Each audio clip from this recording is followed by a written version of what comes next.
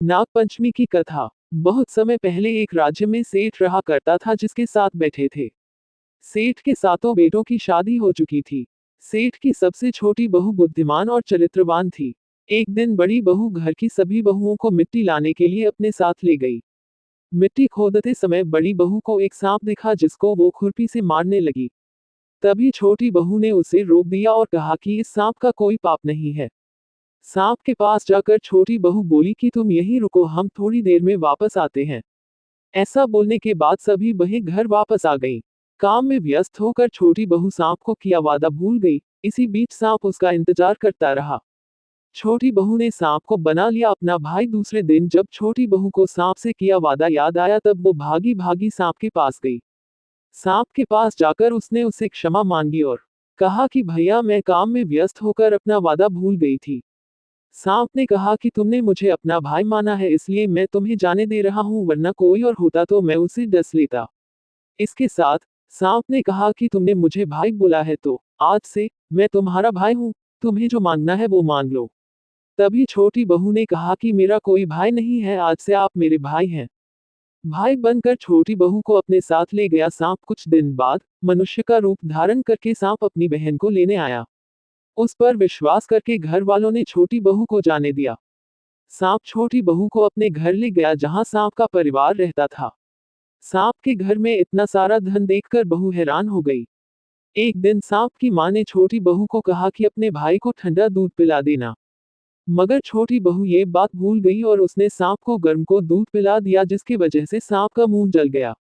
सांप की मां बहुत गुस्से में थी मगर सांप ने उसे समझाया। थोड़ी देर बाद सांप ने कहा कि अब बहन का घर जाने का समय आ गया है। घर से विदा करते समय सांप के परिवार ने छोटी बहू को सोना, चांदी, हीरे, मोती, कपड़े और गहनों से भर दिया। छोटी बहू के धन को देखकर बड़ी बहू को होने लगी जलन। जब छोटी बहू घर लौटी तब उसके धन को देखकर बड़ी बहू को जलन होने लगी। गहनों के साथ सांप ने छोटी बहू को एक हीरे और मणि से बना हार दिया था। पूरे राज्य में इस हार की चर्चा होने लगी थी। जब रानी को पता चला तब उसने ये हार मंगवाया।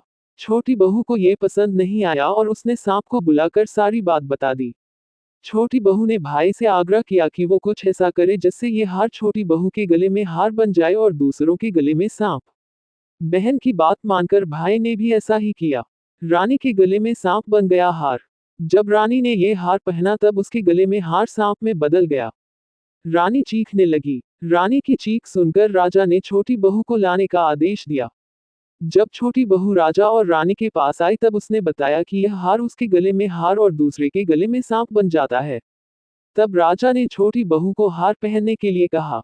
छोटी बहू के गले में जाते ही सांप हार बन गया। ये चमत्कार देखकर राजा बहुत खुश हुआ और उसे धन दौलत देकर भेज दिया।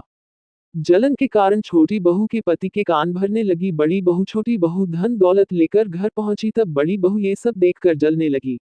वो छोटी बहू के पति के कान भरने लगी। सबसे छोटे बेटे ने अपनी पत्नी से धन, गहने और कपड़ों के बारे में पूछा। तब छोटी बहू सांप को याद करने लगी और उसके सामने सांप प्रकट हो गया। सांप ने अपनी बहन के पति से कहा कि अगर कोई भी उसकी बहन पर शक करेगा वह उसे डस लेगा। सांप को देखकर उसका पति बहुत खुश हुआ और सर्प देवता की सेवा करने लगा। इस दिन से महिलाएं सांप को अपना भाई मानकर विधि अनुसार पूजा करती हैं।